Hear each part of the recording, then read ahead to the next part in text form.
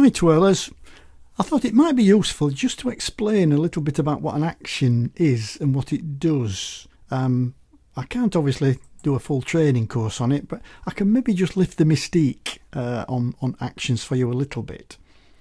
Now here you can see my actions panel here. I've got quite a lot. I do use actions a lot. So they are very, very useful. But if you see the one at the top here, it's called default actions, and this is the one that ships with Photoshop. And if I click that to open it up, you'll see that there's a vignette, a frame, a wood frame, a cast shadow. There's quite a few that come with Photoshop. And if you like, this is where you need to cut your teeth, is to have a look in these and try and figure out what's going on if you want to get into writing actions. If you don't, all you ever need to know is where these buttons are at the bottom, how to play it and how to stop it. But let's have a quick look in here. Let's have a look at this vignette one. And this one has in brackets, it says selection. Now let's try and run it on this image here, just to see what it does. So if we click on there and then we click on the run, it comes up with an error. It says, whoa, the command feather is not currently available. Now that may not make much sense. It's not a particularly well put command. But you can click stop or you can click continue. But let's click stop. I'm not going to bother with that. So let's go back now and have a look why that happened. If I click back at the top of the action, which is where you've got to run it from, this is like a computer program. It starts here and it runs through these till it gets to the bottom one, which is this one. And it can't stop.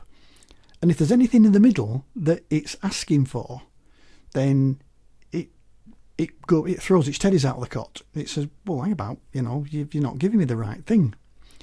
And of course you can just say, well, continue, and it will continue and get to the end. But generally speaking, it'll be rubbish at the end.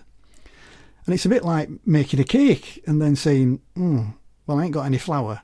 Oh, well, it don't matter. I'll just make it anyway. You're not going to end up with a cake, or not a nice one anyway. But let's have a look a little bit in what we go. We start at vignette, so we run it and it says, well, I'm going to make a snapshot. Well, okay, it just makes one. That's a history thing. But then it gets to this command, feather. Now feather is something you do to a selection. So if you haven't got a selection, it can't feather it.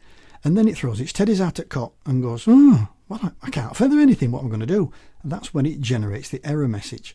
So you've got to understand when these are making what they call calls to things, that you give them the information that they need. So on this one, let's just move that out of the way. Let's give it a selection. So this is a vignette. So I'm going to get my selection tool, which is my rectangular marquee tool. I'm going to click and I'm going to drag it round and just say, put it there, because I'd like a vignette round the outside.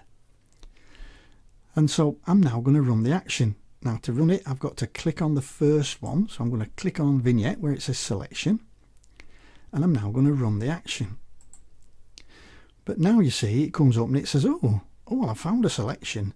How do you want me to feather it? So let's put, say, 50 pixels in there. We'll have a nice soft vignette. And then we'll click OK. And it goes right through and creates the vignette for you. So that's the bones of what you've got to understand with actions, that you have to give them everything that they're asking for, or they don't like it. There's another one, we'll just have a quick look at that, the frame channel. Or there's the wood frame. These are a pixel, they're just saying where they're telling you that you must have at least a 50 pixel image.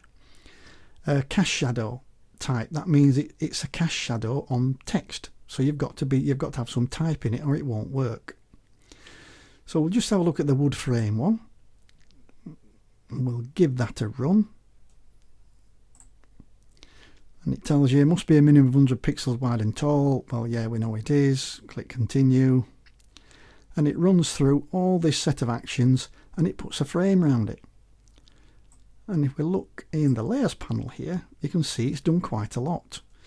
It's cut out the image, it's put as a white background in, it's created a frame. I'll just knock these things off for you. You can see it's created the frame and it's cut out a hole in the middle, and then the image goes in the middle and then it puts a white background behind it, so it fills it in, all but the vignette, to give you a vignette effect. Now you can see here we've got the white background, so if you wanted a black vignette or a dark vignette, you could, if you wanted, modify it now and say, I'll just click on that white background, I'll put another background above it, and I'll fill it with black. Now I'm going to press D to reset the foreground and background, and then use a keyboard shortcut, Alt and Backspace. And that'll fill it in with black now. So you've got like a dark vignette, or you could switch it off, and you've got a light vignette. So that's just a little bit of an introduction to actions. Hope it was helpful. I'll see you in the next video. Bye for now.